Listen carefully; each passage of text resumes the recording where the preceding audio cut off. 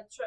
મુખ્યમંત્રી અને કેબિનેટ મંત્રીઓની ઉપસ્થિતિમાં ગુજરાત વિધાનસભામાં કરાઈ વિકાસ સપ્તાહની ઉજવણી। ગુજરાત વિધાનસભામાં વિકાસ સપ્તાહની ઉજવણી કરવામાં આવી, જે 15 ઓક્ટોબર સુધી ચાલશે।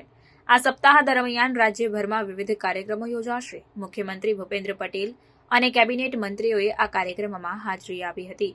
વિકાસ સપ્તાહ વડાપ્રધાન નરેન્દ્ર મોદીના 23 વર્ષના રાજકીય સફરની ઉજવણી માટે છે।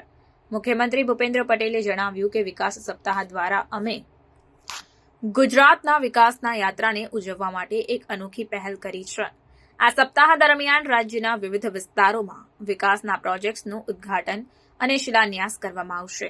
આ સપ્તાહ દરમિયાન રાજ્યના 23 સ્થળોએ વિકાસ પદયાત્રાનું આયોજન કરવામાં આવશે, જેમાં સ્ટેચ્યુ ઓફ યુનિટી અને સુરત ડાયમંડ બુર્સ જેવા સ્થળોનો સમાવેશ થાય છે। આ પદયાત્રા દ્વારા લોકોમાં વિકાસની જાગૃતિ લાવવા અને રાજ્યના વિકાસ યાત્રાને ઉજવવાનો પ્રયાસ કરવામાં આવશે।